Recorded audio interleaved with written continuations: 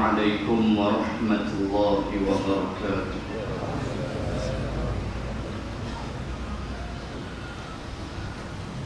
الحمد لله القائل إن الأبرار لفي نعيم وإن الفجار لفي جحيم.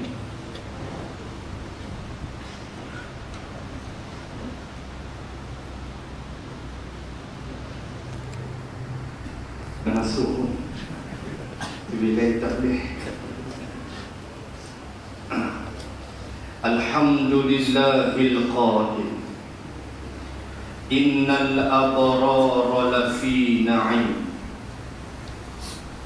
wa innal fujjara lafi jahim yaslawnaha yawmaddin wa ma hum anha bighaibin. Salatan wa salaman ala rasulillah Sayyidina Muhammadin wa ala alihi wa ashabihi ajma'in. Amma ba'd. Ashabul kiram, tuan imam, muslimin dan muslimat rahimakumullah. Tuan imam telah membacakan pada 4 rakaat yang pertama sebahagian daripada surah At-Taubah, atau dinamakan juga surah Bara'ah. Bara'ah maknanya melepaskan diri. Bara'atun minallahi wa rasulihi ilal ladzina ahadtum minal musyrikin. Al-ayah. Baik itu orang Arab, kalau dia marah dengan kita, dia akan kata barrah. Barrah ni hang beramboi aku tak mau tengok muka hang. Itu habis marahlah Pak Arab. Barrah makna berambut, tak mau tengok muka, melepaskan diri. Barrah. Baik, surah inilah yang telah dibaca oleh Sayyidina Ali radhiyallahu anhu di hadapan pemimpin-pemimpin Quraisy sebelum berlakunya Fathul Makkah, sebelum berlakunya Hajjatul Wida. Allah menurunkan surah ini. Rasulullah memerintahkan Sayyidina Ali pergi ke Makkah dan bacakan surah ini di hadapan pemimpin pada waktu itu, Abu Sufyan, yang masih belum Islam. Maka antara yang diturunkan oleh Allah ialah firman-Nya, fasihu fil ardi arba'ata ashhurin wa'lamu annakum ghairu mu'jizillah. Al-ayah. Pada ayat kedua surah At-Taubah, Allah berfirman, berjalanlah kamu fil ardi, di muka bumi ini, arba'ata ashhur, 4 bulan lamanya. Setengah orang dia silap taksir, dia kata keluar 4 bulan. Itu salah taksir, nak mengaji. Maksud Allah kata 4 bulan ni, Abu Sufyan dan kepimpinan Makkah hanya ada 4 bulan sahaja nak habiskan stok arak, nak terdarah arak, nak judi apa, 4 bulan dia. Habis 4 bulan, kamu kena ikut Islam. Kamu akan kalah. Kamu akan ditewaskan oleh baginda Rasul sallallahu alaihi wasallam. Kamu tidak ada pilihan. Masa yang ada hanya tinggal 4 bulan sahaja. Dan tanda-tanda kalah tu pun dah berlambak. Dan semacam-macam nama bumerang tu nama apa tak larat apa. Bumerang tak bumerang jadi keluar. Kesedaran ini memberi petanda-petanda awal. Tuan-tuan, kita nak sebut manusia, dia berlegalah sejauh mana kejahatan yang dia buat. Penghujungnya dia mesti balik kepada keadilan Islam. Itu pun kalau dia mau menyucikan hatinya, membuka pintu hatinya, seperti yang diseru oleh Nabi Musa kepada Fir'aun, hal laka ila an tazakka, mahukah wahai Fir'aun, aku tunjuk jalan supaya hatimu menjadi bersih. Itu di antara cara Nabi Musa berdakwah kepada Fir'aun, iaitulah hati ini dijaga dan dipelihara supaya ujungnya tidak ada jalan kembali kepada Islam. Walaupun Allah Maha mengetahui sejak azali di dalam ilmunya yang qadir bahawa Fir'aun pasti akan mati di tengah laut. Tetapi demikian asas kepada akidah pembersihan hati. 4 bulan saja, lepas itu siap bara'ah Allah, bara'atun minallahi wa rasulih. Allah dan Rasul melepaskan dirinya ilal ladzina ahadtum minal musyrikin, daripada perjanjian-perjanjian yang pernah dibuat dengan musyrikin. Lepas 4 bulan tak ada dah sebat tu ya. Kerana kelemahan mereka sudah terlalu ketara, mereka mesti balik bersama Rasulullah dan bersama Islam, melainkan mereka memang mahu dihumban ke dalam api neraka. Tuan-tuan muslimin muslimat, kita dah masuk malam 12.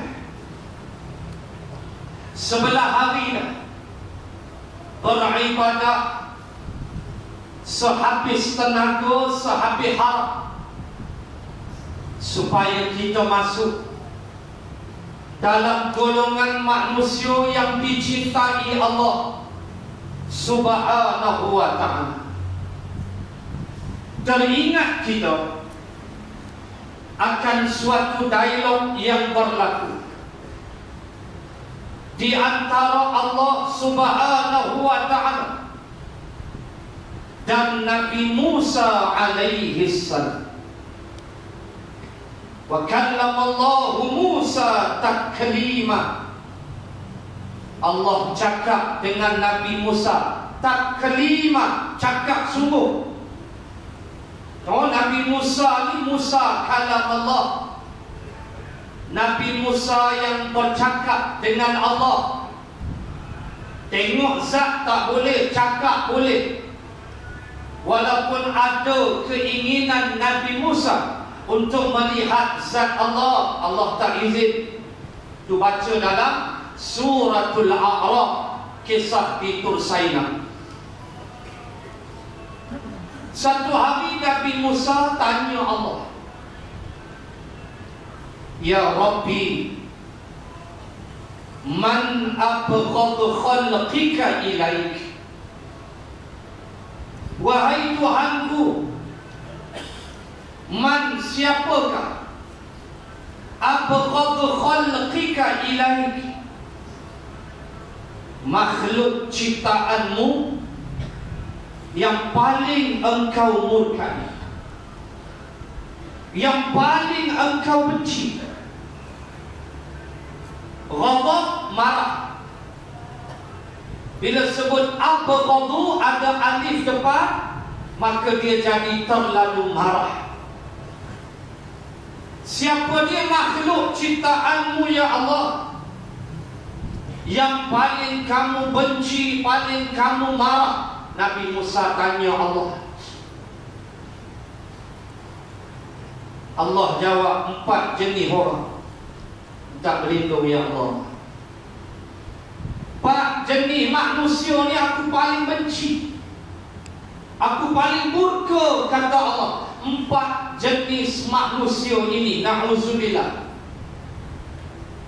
Sebelum tengok 4 jenis orang, mari ambil faham tuan-tuan. Bila mana Allah benci, Allah marah, bukan mana Allah tak bagi rezeki dekat. Wa ma min dabbatin fil ardi illa 'ala Allahi rizquha. Di awal-awal surah Hud alaihi salam, surah Hud, dalam hadis Bukhari Muslim, Rasulullah bersabda, sesungguhnya surah Hud telah menyebabkan tumbuh uban di kepala. Konten kandungan surah Hud benar-benar apa yang berlaku terhadap Nabi dan kaumnya yang mengenali Nabi. Seperti dalam surah Hud, kisah Nabi Nuh dan anaknya yang cukup kenal satu sama lain. Panjang ceritanya. Nak sebut awal surah Hud, Allah kata apa? Tak ada satu binatang melatu. Dapat binatang melatu atas bumi, termasuklah kita manusia, insan yang duduk atas bumi, termasuk binatang semut, gajah yang melatu atas bumi. Allah sebut illa 'ala Allahi rizquha. Orang kalau mengaji bahasa Arab, dia faham. Kenapa tidak disebut illa minallah? Kenapa tidak sebut illa min? Kenapa tidak sebut min, tapi sebut ala? Allah berfirman dengan ala, walhal kedua-duanya sama. Min pun harfun jar, ala pun harfun jar, maksudnya dua-dua isim majrur. Tapi kenapa Allah sebut ala, tidak min? Inilah dahsyatnya bahasa Arab. Inilah yang buat lembek Utbah bin Rabi'ah ketika Nabi baca Hamim Fussilat di hadapan dia, lutut dia menggigil. Sedangkan Quran dalam bahasa Arab yang mereka faham, tetapi mukjizatnya lah yang melemahkan.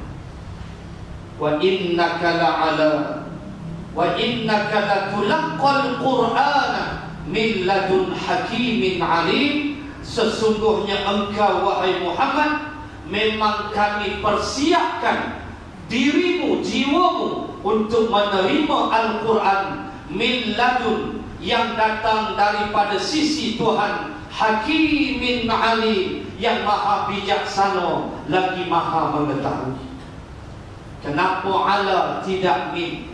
Kalau min pun faham dah. Rezeki illa minallah, rezeki itu daripada Allah. Tetapi Allah sebut illa 'ala Allah, tidak illa minallah. Disebut dengan ala, dengan maksud tanggungan sepenuhnya atas Allah. Itu maksud. Makna kata daripada semut kecil sampai gajah besar, aku bagi rezeki. Tuan tengoklah semua tumpah air atas meja. Dia keliling air itu setitik je. Dia keliling air, dia minum seorang sedikit. Tak minum dengan tangan kiri pula. Elok dia minum seorang sedikit. Air sirap kopi jatuh, dia keliling tu cukup cantik. Rezeki dia. Walau dia semua tumpah air daripada gelas kita, tu rezeki dia. Allah jamin sampai mana binatang pun, hatta dalam laut, dia jamin rezeki. Itulah tuan-tuan fikir laut dalam. Cubalah tuan-tuan fikir laut, kotlah ikan tu boleh keluar berjalan, pergi makan daun-daun pokok ke dah. Dia duduk dalam laut tu pun terdarah tak habis. Illa 'ala Allah rizquha, atas Allah rezeki. Bila kata Allah, maknanya Allah tanggung 100%. Bak rezeki jangan bimbang. Bukan makna bila Allah benci dia tak bagi makan. Orang tak puasa lagi banyak makan. Mana kita nak tahu dia menyamar buka puasa tadi? Mana nak tahu? Lembek, masuk ayam lagi lembek. Kita tak tahu dia tak puasa. Ini Ramadan, ini puasa. Ajar kita ikhlas. Han tak puasa, han puasa, han tak tahu. Allah aja tahu. Allahu Akbar, hebatnya Ramadan. Lagi dia banyak makan bubur lambuk, dia dah tibai dah pukul 3 tadi, Sungai tadi. Kampung Raja ada buat bubur lambuk, beratok dah pukul 3. Masjid Kampung Raja tahun lepas kita tangkap pukul 3, dia ambil 4 suku dia makan. Belakang Petronas Kampung Raja kena cukup. Kena sepak bungkuk seorang sekali, semua balik. Mujuk tak rendam dalam kolam. Macam-macam perangai manusia. Tak ada kata bila Allah benci, oh Allah tak bagi makan. Bagi Fir'aun buang terdapat. Tapi bila Allah benci, siap. Rezeki yang yang tanggungjawab. Kalau kita guna kalimah lah, tak adalah nak letak pada Allah tanggungjawab. Cuma nak bagi faham atas bahasa manusia. Yang itu tanggungan Allah. Allah, sebab tu kalimahnya Allah. Kamu jadi makhluk aja aku bagi makan. Jangan lupa. Cuma takut bila benci, ujung dia neraka. Bayanglah neraka tu, taqta'il laili muslim, merah, putih, hitam. Nabi sebut dalam hadis, qida 'alan nar, dibakar neraka itu alfasanah, selama 100,000 tahun. Hatta marat, dia jadi merah. Bakar lagi 1000 tahun, dia jadi abyad, dia jadi putih. Bakar lagi, dia jadi aswad, dia jadi hitam. Seperti malam yang gelap gulita. Tuan-tuan nak bayang api neraka warna hitam macam malam. Ya Allah, ya Tuhanku, api warna hitam. Na'udzubillah min zalik. Allah bila benci, siap. Maka 4 generasi, 4 sifat ini kita mohon berlindung dengan Allah.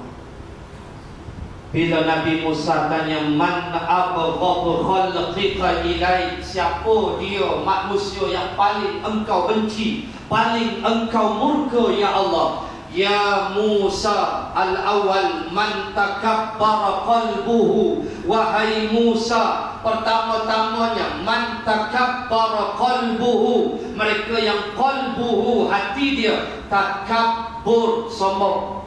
Kita sebut puluh ribu kali sifat sombong. Antara sifat sombong ialah batarul haq, engkau menolak kebenaran. Itulah sombong. Kebenaran ditolak, kebenaran dicampak, itulah kesombongan. Dan Allah sebut qalb, Allah sebut hati. Dia datang daripada hati. Hati itulah yang akan mencerminkan dia sombong ke tidak. Dia datang daripada dalam. Sebab itu setiap ibadah adalah proses pencerahan hati. Orang yang tidak berfikir ibadah Ramadan ni, kalau dia tak fikir ada hubung kait dengan pembersihan hati, tak tahulah dia puasa macam mana. Proses menuci, buang karat hati. Tunduk, patuh, tawaduk, tak sombong, ikut cakap Allah. Allah kata makan, baru makan. Allah kata berhenti, nama dia subuh. Allah kata jangan buat, jangan. Allah kata haram, haram. Punya rendah hati waktu, punya tidak ada satu bentuk perasaan kesombongan kepada Allah. Sebab tidak ada orang sombong duduk dalam syurga. Di punggah syurga kau cari ada orang sombong, tak ada. pergi bunggah neraka, cari kalau ada orang yang tawaduk. Tak ada. Tawaduk tempat dia syurga, takabur tempat dia neraka. Siapa antara kita nak masuk neraka? Semua kita tak nak. Tapi gaya hidup macam nak pergi ke sana. Na'udzubillah. Ya Allah, ya Tuhan, bulan puasa pun kadang-kadang kita buat perkara-perkara yang mencari murka Allah. Tak tutup aurat, tak semayang. Saya yakin ada orang puasa tak semayang. Yakin, walaupun tidak menyangka buruk. Ada muslimat-muslimat yang report dekat kita, laki dia puasa tak semayang 5 waktu, tapi pergi tarawih. Ada. Punya jantan saya pun tak tahu. Mau bini, suruh bini hukum tembak. Dia pergi tarawih. Dia puasa, tapi dia tak semayang. Kita bimbang, orang-orang macam inikah yang Rasulullah sebut? Ada orang, rugilah dia, manusia yang sempat hidup di bulan Ramadan tetapi tidak diampunkan dosanya. Faqultu amin. Hadis itu hadis Imam Ahmad. Hadis itu kan hadis Imam Ahmad. Nabi naik atas mimbar nak khutbah. Nabi step, Nabi pijak tangga pertama, Nabi pun kata amin. Sahabat dengar. Nabi pijak anak tangga kedua, Nabi kata amin. Nabi pijak yang ketiga, faqultu amin. Aku pun kata amin. Sahabat berpandangan sesama mereka. Apakah ini rukun khutbah yang baru? Khatib kena sebut amin, amin, amin. Sahabat diam kerana sahabat tahu, walaupun curious, walaupun mereka tertanya-tanya, sahabat tahu Nabi tak pernah buat benda tak betul. Mesti ada. Habis-habis khutbah, serbu Nabi. Nabi kata 4 tahun aku naik atas mimbar di Jibril mai. Malaikat Jibril datang bagi tahu aku 3 benda. Bagi tahu aku 3 benda, aku aminkan 3-3. Pertama kata Nabi, Jibril kata, ya Muhammad, rugilah manusia-manusia yang bila disebut nama engkau, dia tidak berselawat atas engkau. Faqultu amin. Aku kata amin, dia rugi. Waktu selawat atas Nabi jangan 3. Sambil bawa kereta, sambil apa pun. Paling malas saya pernah sebut dalam kuliah, paling malas sallallahu alaihi wasallam. Sallallahu alaihi wasallam. Ulang berapa ribu kali nak ulang. Paling tak ada, itulah paling habis. Jibril kata yang tu kat Nabi. Nabi kata aku setuju. Yang kedua, Jibril kata dekat aku, rugilah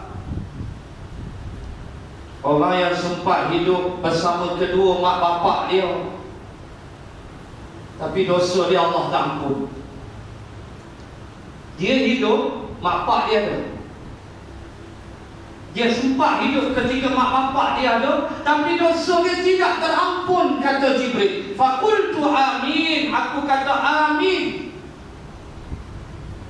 Apa maksud anak yang tidak khidmat untuk mak ayah? Especially kita lelaki, kena ingat, isteri kita hak kita. Isteri kita tu daripada hujung rambut sampai hujung kaki kita, dia kena taatkan itu. Mak ayah dia jatuh nombor 2, kita ni nikah dengan anak mana pun, mak ayah tetap priority. Jaga, telefon, tanya khabar, kirim wang RM1, RM2 mana kita mampu. Jangan biarkan mereka. Kecil hati ibu, habis tumbang kita. Kena ingat, Nabi kata amin. Aku katakan amin kepada mereka yang sempat hidup ketika kedua masih ada, tetapi Allah tidak ampun dosa mereka. Yang ketiga, aku katakan amin kepada mereka yang sempat hidup di bulan Ramadan tapi tidak diampun dosanya oleh Allah. Ya Allah, boleh jadi had ni kot, had semayang tarawih, had semayang 5 waktu. Sebab Ibnu Abbas kata, siapa yang puasa tapi tak semayang, tempat dia neraka jahanam. Ni kena jaga. Kesombongan hati Allah cukup benci. Kenapa? Sebab bila kamu sombong, kamu merampas sifat Allah. Asma Allah mutakabbir. Allah saja yang layak sombong, angkuh Allah. Kamu ambil sifat Allah, kamu nak jadi Tuhan, Allah marah. Sebab itu puasa, rendam sifat sombong. Kamu raja, sultan, PM, wakil rakyat, petani, ustaz, apapun, sama aja. Start fajar, kamu makan balik maghrib, makan. Hang raja ke hang sultan, sama. Sama di sisi Allah. Tidak ada kesombongan pada waktu itu. Sama saja. Menu mungkin berbeza, tapi masa sama. Satu. Dua, aku benci kata Allah, wa ghalidha lisanuhum. Mereka yang kasar lidah dia kasar.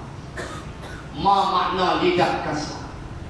Maki Islam, caci Islam, tolak sunnah, guna lidah serang Islam. Itu lidah yang kasar. Lidah ni tuan-tuan, Allah buat sekeping. Jarang tengok. Muka orang boleh tengok, tapi lidah ni nak tengok bila? Waktu makan, nampaklah lidah. Waktu isap rokok, nampaklah lidah. Waktu kita tidur, mana nampak lidah? Kecuali dia tidur, dia punya habis dengan gigi-gigi dia, mungkin nampak lidah dia. Pada keadaan normal tak nampak lidah, sekepingnya. Tetapi lidah tu boleh bawa orang pergi syurga, lidah boleh bawa orang pergi neraka, tuan-tuan. Sebab itu kata Imam Ibnu Hajar dalam Fathul Bari, lidah mesti dibasahkan dengan berzikir. Dan bagaimana kalau kita berzikir tetapi hati kita tidak sinkronis dengan apa yang kita zikir, hukum dia kata Imam Ibnu Hajar, tetap dapat pahala, tetap. Kita duk zikir subhanallah, subhanallah, subhanallah, mata duk lilau tengok cicak bertinju. Tengok siapa menang, tengok jatuh seekor. Aku dah kata lah subhanallah, subhanallah. Dia bertasbih puji Allah, tapi hati dia tak ingat subhanallah tu. Pun kata Imam Ibnu Hajar, dia masih mendapat pahala. Kenapa? Kerana lidah dia sebut benda baik. Itu dia. Baik itu jangan putih zikir walau hati tak khusyuk. Kadang-kadang kita zikir badan letih, dia tak sampai, tak khusyuk, tidak khusyuk. Maka jaga lidah yang kasar. Orang ni Allah benci. Maksudnya outspoken, tak ketahuan lah, cakap ikut suka, belajar Islam tak nak, mengaji Quran tak nak, hentam Islam nombor 1, bercakap tentang Islam ikut akal. Itu bahaya. Bukan lagi ikut wahyu, tapi ikut akal. Bukan lagi perpandukan wahyu. Maka lidah dia menjadi rosak, lidahnya kasar, lidahnya mencerca agama. Na'udzubillah. 2, 3, wa dha'ufa yaqinuhu. Orang yang lemah keyakinan dia kepada Islam. Dha'ufa yaqin, dhaif, lemah, yakin, lemah keyakinan kepada Islam. Saya selalu sebut, kenapa kita tak boleh yakin dengan agama Allah ini? Sedangkan agama Islam ini Allah yang cipta, pembawa dia pula rasul-rasul, nabi-nabi, bukan orang lain. Kenapa kita tak boleh yakin dalam bentuk yang sepenuh-penuh jazam iman itu? kenapa orang yang bukan Islam mereka boleh yakin dengan cara hidup mereka, walau Islam tidak memaksa mereka memeluk Islam. Tapi lihatlah keyakinan mereka terhadap doktrin dalam agama mereka. Walaupun kita tengok tu takut mencederakan tubuh, tapi dia yakin dengan mencederakan tubuh tu, dia yakin dosa dia terhapus. Tu dia punya hak nak yakin. La ikraha fiddin, tak ada paksaan dalam agama. Dia yakin sampai ke tahap itu. Dia berjalan atas batu api, boleh hapus dosa dia. Jalanlah, tu hak kamu nak yakin. Itu buatan mereka sendiri. Yang bawa ajaran itu manusia. Boleh jadi nama dia Gautama Buddha, boleh jadi nama dia nama-nama dewa-dewa mereka. Bukan Islam yang mencipta, bukan Allah yang kirim, mereka yang buat. Pun dalam keadaan begitu pun mereka masih berhempas bulan. Kenapa kita yang memang yakin benarnya Islam, tiba-tiba keyakinan tinggal 25%, 80%. Hatta dalam tauhid diajar syak, zon, waham, yakin, jazam. Diajar 4 istilah ini dalam ilmu tauhid: jazam, syak, zon, waham. Iman tidak boleh ada 3 ini. Tidak boleh ada syak, zon dan waham. Tak boleh. Iman mesti 100% jazam, 100% yakin. Soal bila nak laksana, itu nombor 2. Soal yakin, yang tu dulu. Keyakinan tercabut habis. Kerana bagi mereka Islam kalau ikut tak dapat pulangan, tak ada hasil.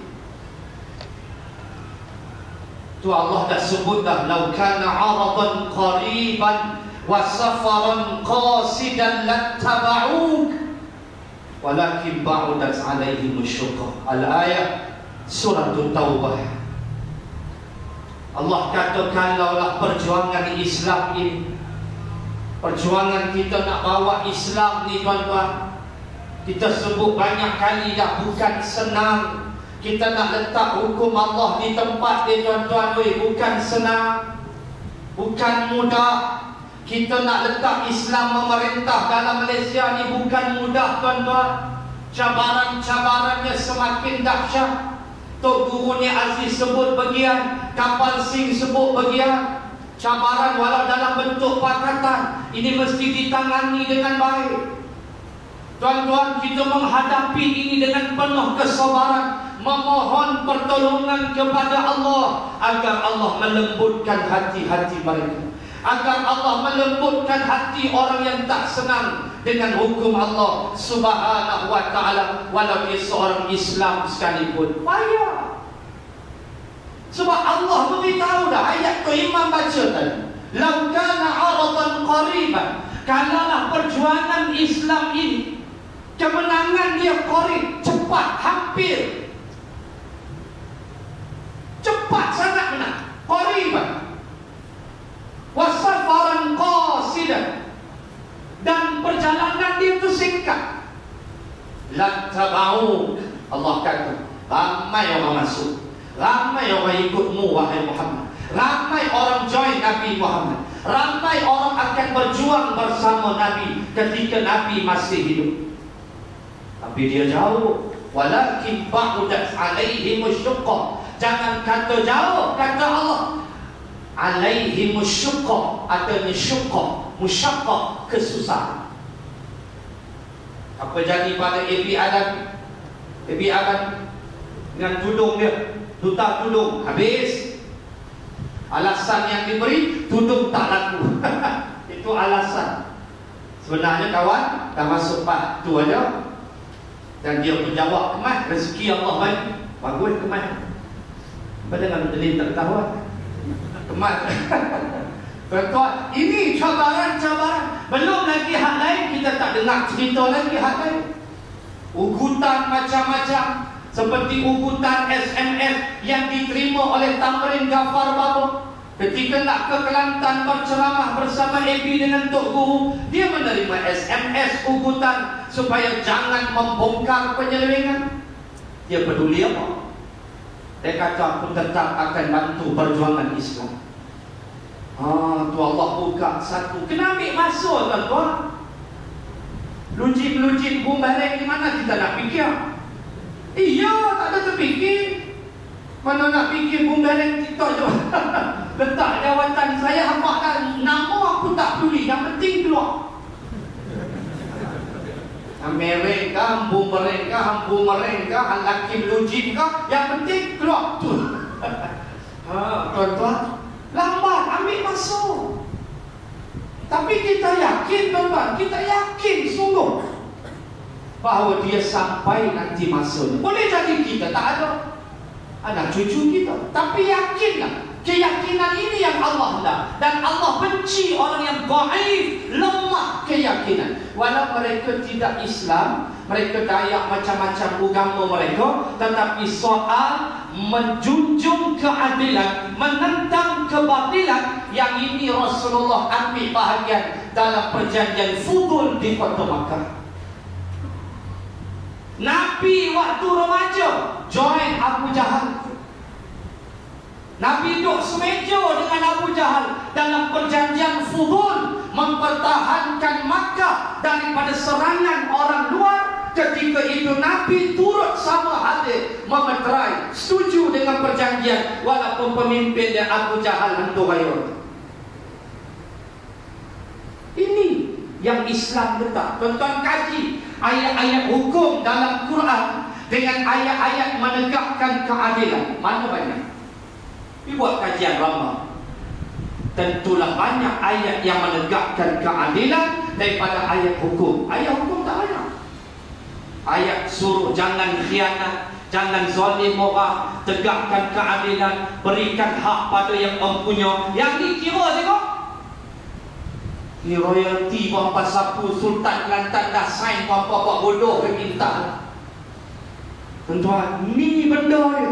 Jangan kita lemah dengan keyakinan kepada Islam. Kita mesti hidup atas yakin bahawa sampai masanya ya Allah, aku yakin, seyakin-yakin ya Allah, Islam, Quran itu pasti memerintah. Bila masuk jangan tanya Allah, itu hak Allah. Tapi diri ini untuk Allah dan agama diinfakkan di jalan Allah. Bila dia nak sampai masuk, wallahu a'lam. Allah buka satu-satu. Sabah sekarang bukan lagi aset bergaya bagi mereka. Buat dia meragam demam di Sarawak pula, jangan main-main, macam-macam boleh berlaku.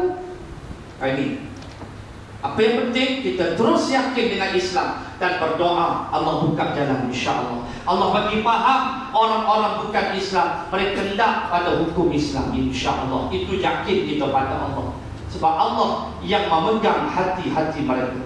Dan yang keempat, tuan-tuan, Allah benci jenis manusia nombor 4. Wa bakhilat yadahu, bakhil tangan dia, orang bakhil, orang kedekut. Tuan-tuan, nak bakhil buat apa? Duit nak bawa mati ke? Walaupun duit baru macam duit Cina mati. Ha? Walaupun duit tu macam duit Cina mati, nak buat pergi mati ke duit? Kita tengok di internet pun naik kelabu je kata. Lepas kata duit Cina mampu yang macam-macam. Duit Cina mampu pun dia guna juga, laku juga. Nak buat mati ke duit? Bahasa mudah faham. Kalau nak kira, berkira lah, saya ambil lah kalimah berkira. Kalau nak kira berkira, Allah lah layak berkira. Kita guna kalimah. Kalau nak kira berkira, Allah paling layak berkira. Individu kita dia kira oksigen sejak beranak sampai lah, mampu nak bayar apa? Tu tak masuk karbon monoksida, masuk bau-bau lagi. Tak kira lagi hatu, oksigen dan karbon monoksida. Karbon monoksida pun udara juga. Allah juga yang cipta. Mampu nak mengira yang tu nak bayar 6 orang, tak ada pasal. Nah, nak berkira. Tiba-tiba Allah bagi kita pinjam sikit duit harta, kita nak berkira. Allah. Tuan-tuan, nak masuk syurga kena bayar. Dalam kitab Tanbihul Ghafilin, saya pernah sebut dalam kuliah, saya ulang malam ni. Dalam kitab Tanbihul Ghafilin ada kisah Ibrahim bin Adham masuk toilet di Baghdad. Buka dalam Tanbihul Ghafilin, ada cerita Ibrahim bin Adham wali Allah, dia masuk toilet di Baghdad. So bila masuk tu terlupa nak letak 10 sen. Waktu tu dah ada dah penjaga toilet. Kena ingatlah atas ihsan kita bayar, mereka bersihkan toilet, okey lah. Sebab kita ni dengan toilet, Allah cukup jaga. Sanggup tak buang air kalau toilet kotor tu, buang air ni tak boleh pergi. Tak boleh, kita tak boleh buat bersih dia. Jadi tu Allah, dia masuk, dia lupa bayar. Kawan ni jerekah dia, oi bayar oi, ingat berak free ya. Ibrahim bin Adham dia paling dekat kawan nak jaga toilet ni, dia menangis.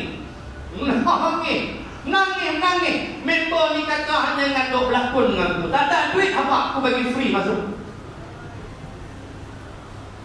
Ibrahim bin Adham kata, aku bukan tak ada duit ada, tapi aku menangis sebab fikir syurga, tempat buruk duduk lagu ni pun kena bayar, syurga free. Allahu Akbar. Tuan-tuan, orang sufi tu dia, kalau tempat buang haji ni pun aku kena bayar, syurga yang haji siapa pun tak ada. Dalam hadis, kita makan semua jadi peluh. Kita makan 3 lori punya makan dalam syurga, keluar peluh pula wangi. Di Matang Pau hampa makan setengah lori, dia keluar 3 lori. Lain, ini syurga. Dia menangis, dia kata, ya Allah, tempat buruk ni kena bayar, syurga macam mana? Tu dia orang punya hati hidup, dia nampak semua. Kita nak bakhil ke tuan-tuan? Dalam hadis lain, orang bakhilnya aduwwullah, musuh Allah. Nak jadi musuh Allah ke? Jantung kita dia pegang, nyawa kita dia pegang, pergerakan kita, roh kita dia pegang. Kita nak sombong, nak bakhil, dia bentak sedang mampu. Hai Allah, ya Tuhan, jangan bakhil. Sekadar mana kita mampu hulur tolong ni, Islam cukup mau benda-benda macam ni. Maka 4 golongan ini tuan-tuan, kita minta berlindung dengan Allah. Bila Nabi Musa tanya, siapa engkau benci ya Allah? 4 ni, takabbara qalbuhu wa qalusa lisanuhu wa dha'ifa yaqinuhu wa bakhilat yadahu. Orang yang sombong hati, orang yang kasar lidah, orang yang lemah keyakinannya, dan orang yang bakhil tangannya. Moga ada manfaat. Kita jumpa next punya tazkirah. Baik tuan-tuan muslimin dan muslimat,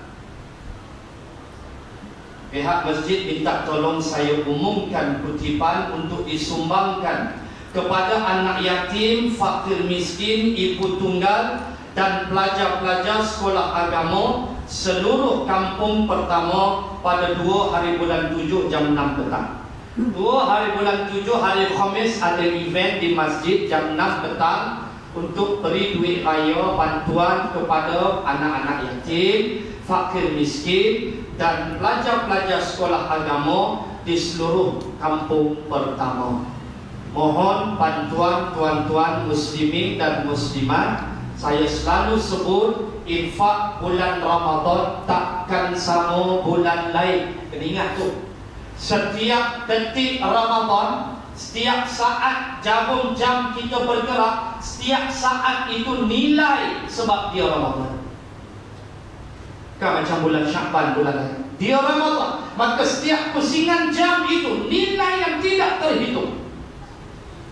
Semuanya pahala yang diganda-ganda oleh Allah. Ya Allah, Antara sifat orang-orang munafik apa dia? Wa anfiqu mimma razaqnakum min qabli an ya'tiya ahadahumul maut fa yaqulu rabbi laula akhartani ila ajalin qarib fa as-saddaqa wa akum minas solihin. Hujung surah Al-Munafiqun, Allah beritahu sedikit ciri orang-orang munafik, ialah apabila nak mati baru teringat nak sedekah. Nyawa dah sampai kerongkongan, dia minta dengan Allah, laula akhartani ila ajalin qarib, tolong lajak sikit umur, bagi setengah jam lagi. Nak buat apa? Fa as-saddaqa, aku nak sedekah.